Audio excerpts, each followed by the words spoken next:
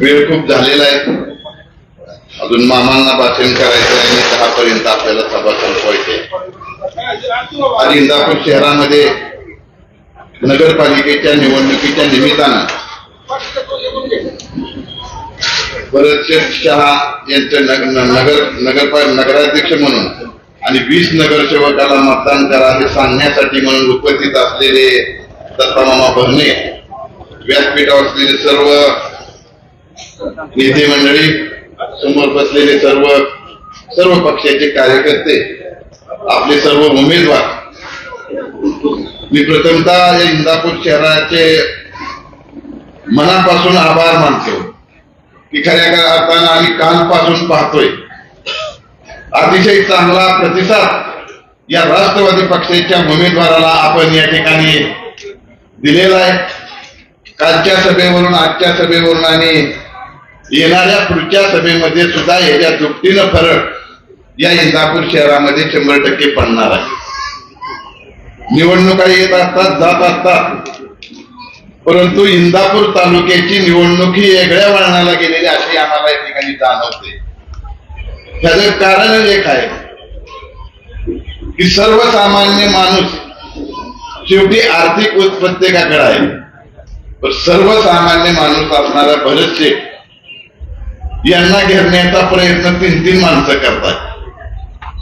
बरोबर आहे का? यांनी या शहरासाठी काय केलं, त्यांनी या शहरासाठी काय योगदान दिलं? पैसा हा सगळ्याकडे आहे. आज सर्वसामान्य माणूस शेतामध्ये जरी कामाला गेला तर तिच्याकडे मोबाईल आहे, तिच्याकडे मोटरसायकल आहे, तो 500,000 रुपये कमवतो आणि प्रपंच चालवत असताना तोही चिलकीला पैसे ठेवतो. भरतशेठ तर खानदानी त्या ठिकाणी या शहरामध्ये व्यावसायिक आहेत, त्यांच्याकडे पैसा आहे. पैसा असला तरी दानच लागते माणसाला. आज नेहमी आम्ही ऐकतोय, आता मी प्रचाराच्या निमित्ताने शहरात फिरतोय, त्यांनी ह्याला मदत केली, ज्या ज्या घरी जातोय तो माणूस सांगतोय की आम्हाला भरतशेठनं कुठंतरी मदत केली, लग्नाला असेल, दवाखान्याला असेल, कुठं मुलांना तुम्हाला सांगतो कावडीला असेल, त्यानंतर देवीचे काय प्रोग्राम असतात त्याला असेल, गणपतीला असेल, किंवा कुठं बाहेर गावी लोक निघाली सहलीला तर त्या ठिकाणी त्यांनी मदती केल्या. याचा अर्थ असा आहे की दानशूर व्यक्तित्व म्हणून भरतशेठला या ठिकाणी शहरामध्ये या ठिकाणी त्यांची ओळख आणि या परिसरामध्ये ओळख निर्माण केलेली आहे. माझी आपल्या इंदापूर नागरिकांना एवढीच विनंती करायची, निवडणुका येत असतात, जात असतात, परंतु अशी माणसं निर्माण होणं भविष्य काळामध्ये अवघड असतं. 1000-500 माणसामध्ये एखादा माणूस असा जन्माला येतो आणि त्याच्या माध्यमातून ही सेवा या शहराची, या तालुक्याची या ठिकाणी असते. त्याप्रमाणे ह्या कुटुंबाचा इतिहास पाहिला तर या शहरामध्ये खऱ्या अर्थानं प्रामाणिकपणे काम करणारं हे कुटुंब आहे आणि शेवटी या शहराचा हे पेट आहे. आज दादांच्या, मामांच्या माध्यमातून या ठिकाणी निधीला कुठं भविष्य काळामध्ये कमतरता पडणार नाही, ही गोष्ट तुम्हाला मला माहित आहे. एका दिवसामध्ये काही व्यापाऱ्यांच्या मागण्या होत्या, मामांनी दादांकडे मागणी केली आणि एका दिवसामध्ये 350 कोटी रुपये 8 दिवसामध्ये मंजूर करून तुझं पुलाचं काम चालू केलं. हे दत्तामामाचं आणि या ठिकाणी काम आहे. त्याच्यामध्ये सर्व व्यापारी आणि त्याच्यामध्ये भरतशेठनं लीड घेतलं म्हणून हा पूल या ठिकाणी झाला. या पुलाच्या माध्यमातून या इंदापूर शहराचा कायापालट झाल्याशिवाय राहणार नाही. कारण एक आहे की सांगतो, तिथं जवळ करमाळा माडा तालुका आहे. जर दळणवळण वाढलं तर इंदापूर शहराला या ठिकाणी महत्व येईल, शहराला बी येईल, आमच्या मार्केट कमिटीला बी येईल. खऱ्या अर्थानं निवडणूक पाहतोय, या ठिकाणी प्रयत्न लवडे आहेत, त्या हातताय. त्यांना इंदापूर शहरामध्ये त्यांनी भरपूर सर्वे केला का नाही केला? सर्वे मध्ये कल असल्याशिवाय पक्षाने भरतशेठला उमेदवारी दिली का?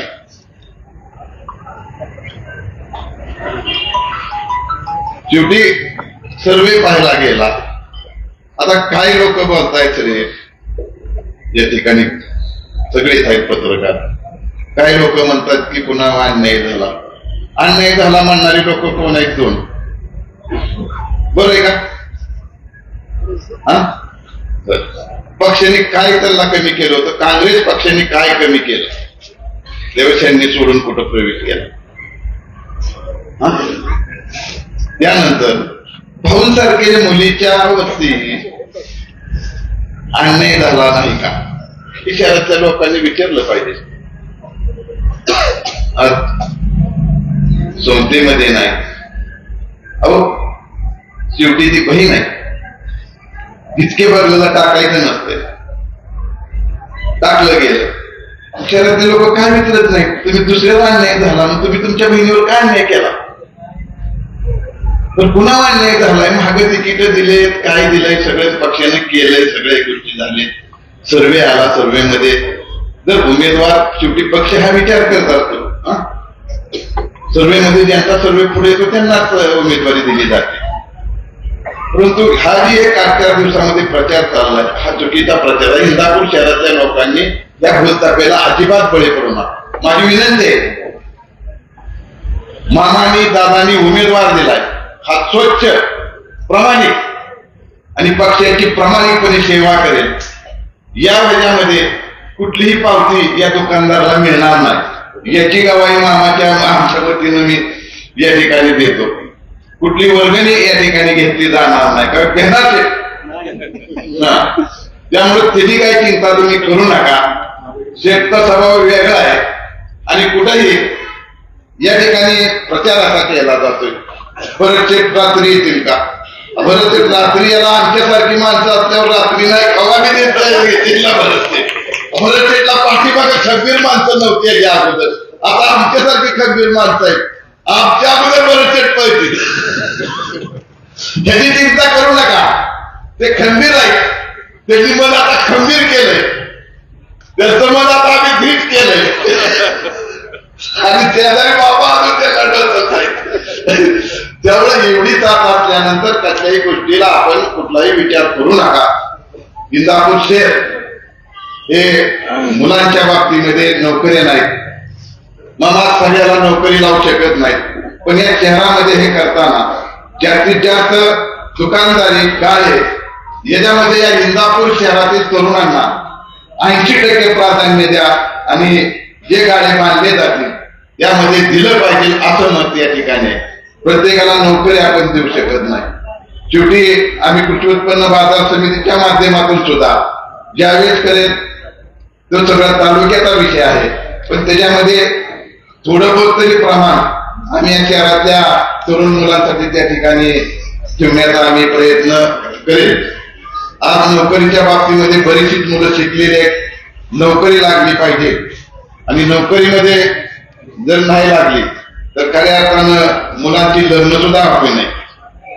शेवटी मुली देताना सुद्धा या ठिकाणी पाहिलं जातंय की मुलगा नोकरीला आहे का, तो कुठं व्यवसाय करतोय का.